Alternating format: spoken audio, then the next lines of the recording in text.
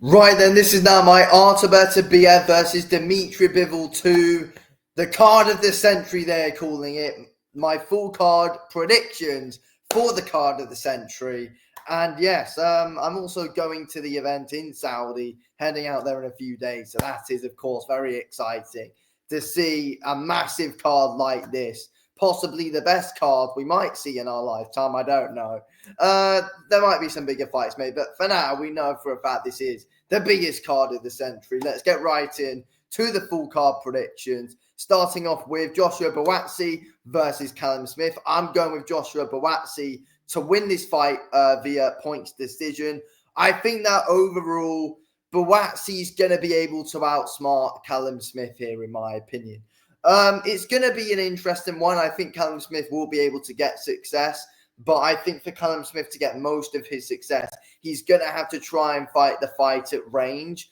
I feel like, with them fighting on the inside, although Callum Smith is good at that, I think Buatsi is going to be able to outsmart him on the inside and be able to get the better in the last punch of each exchange in the exchanges. I think Buatsi is going to be able to beat him to the punch and be able to end the exchange as well. And Buatsi, I think, throws more combinations than Smith. I think Buatsi's more unpredictable with Smith than what he does. I feel like with Callum Smith, it's a lot of the same thing. It's a lot of repetitiveness in Smith's game, and I think Buatsi's going to be able to read that because Buatsi's got good boxing IQ, and I've seen people kind of call this style like a good old school kind of style as well, which is fair enough. I think Buatsi's good behind his jab, but is also very good up close as well.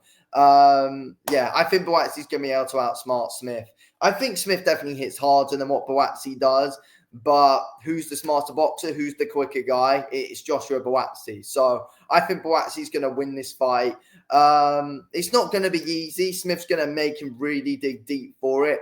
But I think Buatsi is really starting to build his way up. And I do think he's one of the best fighters in the light heavyweight division. Obviously, he's, miles, quite a few levels below the top two. But, he's at a good wall level, in my opinion. He's proven that. He has got underrated power as well. I do want to see Buatsi try and get a few more stoppages, a few more knockouts, but I don't see him finishing Callum Smith, though. So, yeah, I do think Buatsi will win. I'm going to go with points, like 116, 112, 117, 111. I feel like it's going to be a good score for Buatsi. He'll be convincing in the end. I feel like the Beterbiev fight probably took a lot out of Callum Smith. So, yeah, I think Buatsi's going to win. I feel like he's the much fresher guy as well from what we're seeing. So, yeah, Buatsi wins. But could the experience of Smith play a factor? We'll have to wait and see. But no, I think this is Buatsi's time and he'll get the decision win.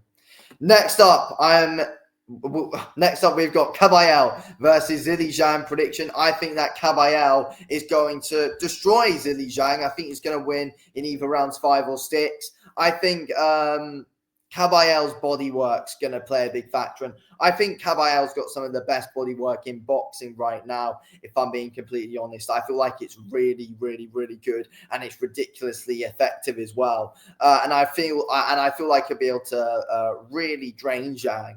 Kabayel's probably going to be fighting this fight on the back foot quite a bit. I mean, it's difficult to take that front foot against Zhang because he's ridiculously heavy. He's a lot heavier than Kabayel, but I just know for a fact that Zhang's going to be there to be drained out. And I think overall, Kabayel's got a really awkward and difficult style for Kabayel, for someone like Zhang to deal with.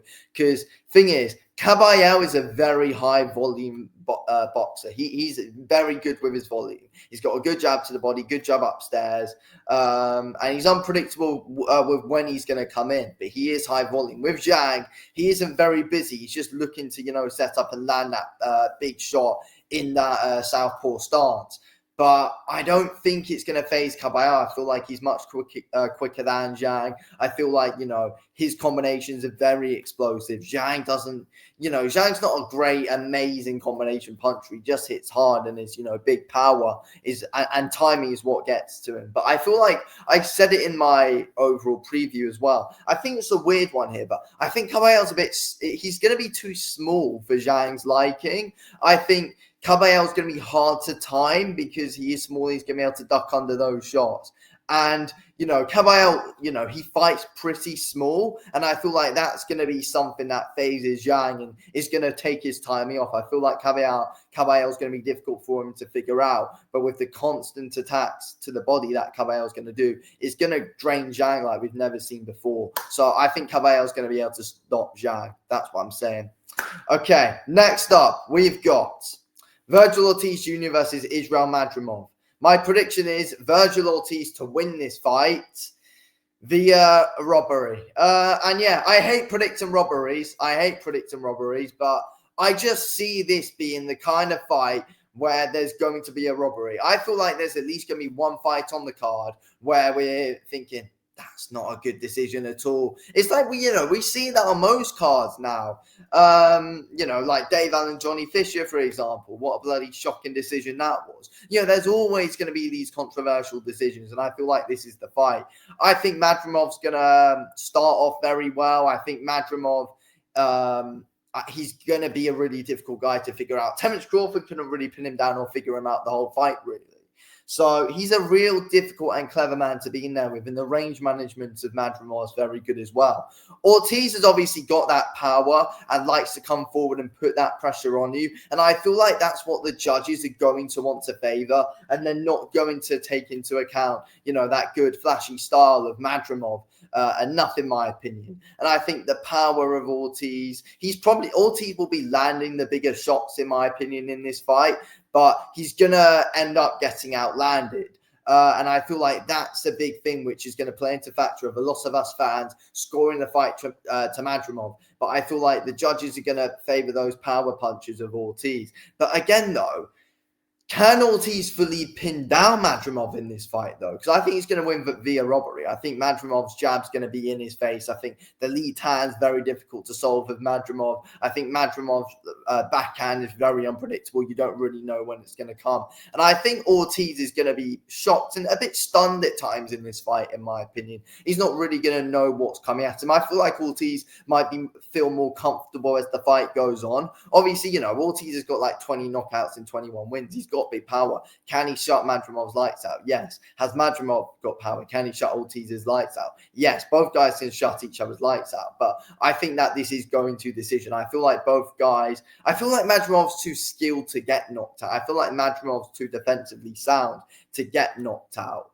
And I feel like at times Ortiz might be a bit too simple for Madrimov. And I think Madrimov can catch Ortiz walking onto something at times, shock him a bit. But Ortiz, I think as the fight goes on, will be landing bigger shots, and possibly Ortiz takes the last 3 rounds. But overall, will be those early mid rounds went to Madrimov, we'll be thinking. So why has he not got the decision? So I think Ortiz is going to win a very questionable decision here, in my opinion. So yeah, I want Madrimov to win. He's one of my favorite boxers right now to watch. But yeah, I think I reckon this fight's the one where we're questioning, and I think Ortiz Jr. is going to get hard done. Not Ortiz Jr. I think Madrimov's going to get hard done by, and Ortiz Jr. will win. Okay, then. Next up, I've got my Carlos Adames versus Hamza Shiraz prediction now. So I'm going with a Hamza Shiraz win. I think he's going to be able to knock out Carlos Adames in rounds 8 to 10. I think Shiraz is fantastic. I'm not going to lie. I really rate Shiraz. And I rate Adames as well. And I feel like, people completely ruling Adames out of this fight are stupid. This ain't going to be an easy fight for Shiraz. It's not going to be a walk in the park. And I think Adames is going to get success here against Shiraz. Without a shadow of a doubt, he will. He's a world-level fighter as well. He hits hard. But I think eventually Shiraz is just very good at managing his range. And I think Shiraz's jab is very good. His speed's good. I think his footwork is very good. His positioning's good, Shiraz as well. I think Adames comes forward nicely, plants his feet when he throws, and, power comes behind that. But he's been looking a bit more sloppy recently, though, Adames. And I think, the blueprint's there of how to beat him. If you've got long range, Adames is going to struggle to you if you're a tall, long-rangey fighter. And I feel like that's going to be a big thing that comes into effect in this fight. Shiraz is going to prove that he's, the longer rangier fighter. There's going to be good feints mixed in. I do think, though, Adames is going to target the body of the taller man 100%. And you never know. Adames could hurt Shiraz at times and could have Shiraz in trouble. But I feel like Shiraz showed in that Ammo Williams fight, when he was caught, he can recover, he can reset, he stays calm. I think, though, Shiraz does keep his chin high in the air, so that is something that Adames is going to look at and go for. But again, though, it's difficult to really it's going to be difficult for Adames to get to where he wants to be with that lead hand and that constant jab of Hamza Shiraz in that face of Adames. And yeah, it's unpredictable. It's very quick. He doubles it up, triples it up nicely. Shiraz does. That's going to be a factor. But I just feel like Shiraz has got ridiculous power as well. And yeah, I think Shiraz is going to win this fight. I think he's going to eventually. I feel like Shiraz's volume's eventually going to overwhelm Adames. I feel like Shiraz might invite pressure at times and kind of make Adames tire himself out of it, and then Shiraz will be able to take over. But yeah, I think Shiraz will win. I think he's too good. There we go then. Okay, next up, I've got my Shakur Stevenson versus Floyd Schofield Kid Austin prediction now. And I think Shakur Stevenson's going to win this on points. Surprise, surprise. But no, I think it's actually going to be closer than what people think. Like 115, 113, 116, 112. There's going to be probably people that say Kid Austin wins, but, people who know will say Shakur. I think Shakur Stevenson will end up being a bit too smart for Kid Austin, and the experience might play a bit of a factor in Shakur's favor, because I feel like Shakur's resume is ridiculously underrated. I don't think people give Shakur enough credit for that, but the guy's ridiculously boring. He hasn't got a fan-friendly style whatsoever. I'm fully behind Kid Austin. I want him to win, but I feel like it's a bit too soon for Kid Austin. I think the thing is, though, Kid Austin's got very good volume. That is the thing. He's got good volume and he can cut off the ring. But at times he can fall the culprit of following you around a little bit, getting caught. And I do feel like at times Kid Austin does leave himself open for counters. And obviously we know that's what Shakur likes. Shakur likes waiting, being patient, boring. But he's going to be able to catch you with nice flashy counters, which are very quick. He's got very quick hand speed, Shakur, and his angle changes are good even when he's not throwing anything. But yeah, that counter jab's good of Shakur. Shakur's single shot works good, but he don't really throw combinations. I mean, I feel like Kid Austin's going to win a lot of people over when they're watching it, because Kid Austin's going to be the one, that main aggressor cutting the ring off, trying to, throw those combinations and get to Shakur. But again, the reason why Shakur Stevenson is good is because he's so hard to hit. His defense is ridiculously good at the end of the day. His offense, on the other hand, not really. But I feel like Shakur's defense is very good. It's elite. It's elite defense that Shakur's got. And that's going to basically be able to be a big thing, which shows as well. Oh, Shakur's not really getting hit there. Oh, that's a nice slip there from Shakur, that he's always being able to get under these shots. And he might make Kid Austin look a bit stupid at times, but I do have a feeling that Kid Austin will be able to test that chin of Shakur Stevenson and land big shots. But I feel like Shakur might be able to grit down a bit at times here. And you never know. Kid Austin has got that entertaining style and could bring something out of Shakur that we haven't seen in a long time.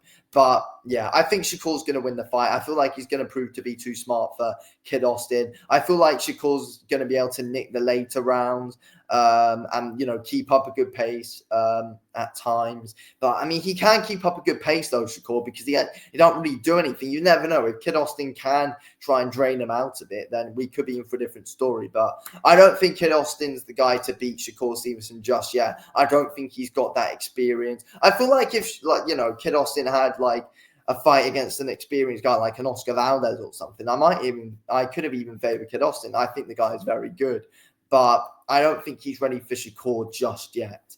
So yeah, I'm going with Shakur Stevenson, narrow points decision win.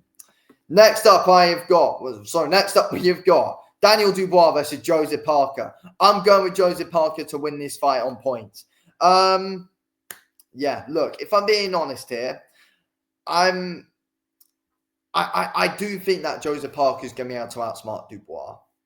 We know Dubois is a little bit stupid, but to be fair, I think Parker's range management's good, and it's only improving. And I do feel like, from what we've seen, Dubois struggles against an opponent with a good jab.